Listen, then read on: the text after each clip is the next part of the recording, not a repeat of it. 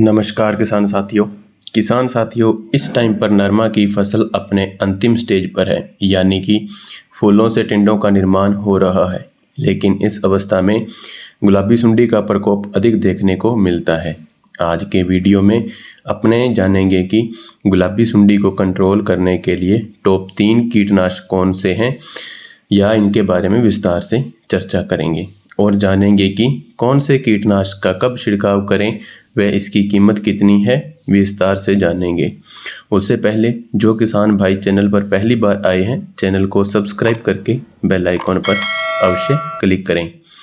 किसान साथियों, गुलाबी सुंडी को नियंत्रण की बात करें तो इसका नियंत्रण जब फूल आते हैं तब ही स्टार्ट कर दिया जाता है। टिंडा में एक बार सुंडी का प्रकोप होने पर पूरी तरह से फसल में गुलाबी सुंडी को नियंत्रित करना बहुत मुश्किल होता है। इसलिए गुलाबी सुंडी को फूल आने की अवस्था में ही नियंत्रित करना चाहिए ताकि फसल को नुकसान ना हो।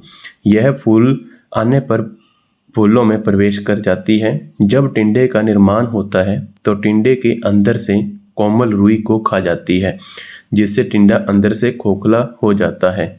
टिंडा बड़ा होने पर इसको नियंत्रित इसलिए नहीं कर सकते क्योंकि जब स्प्रे करते हैं तो टिंडे में कोई छेद नहीं होने से स्प्रे करने का कोई असर नहीं होता है।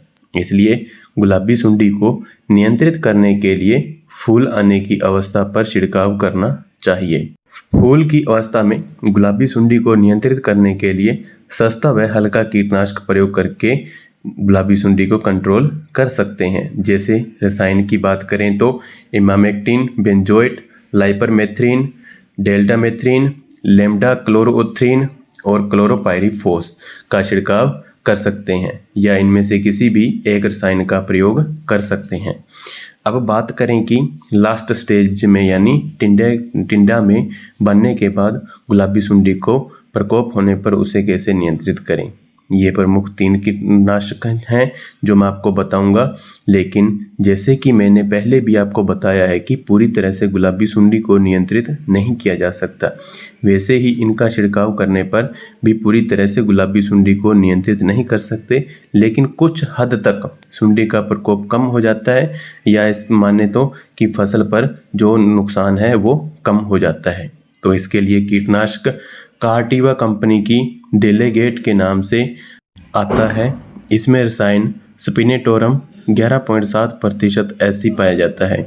इसकी डोज की बात करें तो 180 ml प्रति एकड़ की दर से प्रयोग करना चाहिए। इसके अलावा स्मिटमो कंपनी की डेनिटोल, जिसमें रसायन फेनप्रोपेथेरिन 10% इसी पाया जाता है।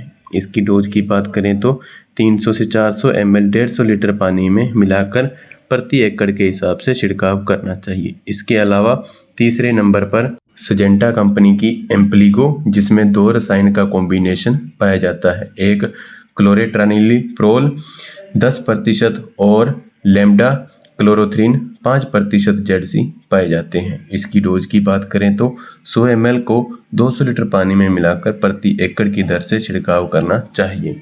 इस प्रकार किसान भाइयों, आप अपनी फसल में सुंडी का प्रकोप से नुकसान को कम करने के लिए इन 3 में से किसी भी कीटनाशक का प्रयोग कर सकते हैं। किसी भी कीटनाशक का छिड़काव करते समय अच्छा रिजल्ट लेने के लिए फसल में उचित नमी का होना आवश्यक है।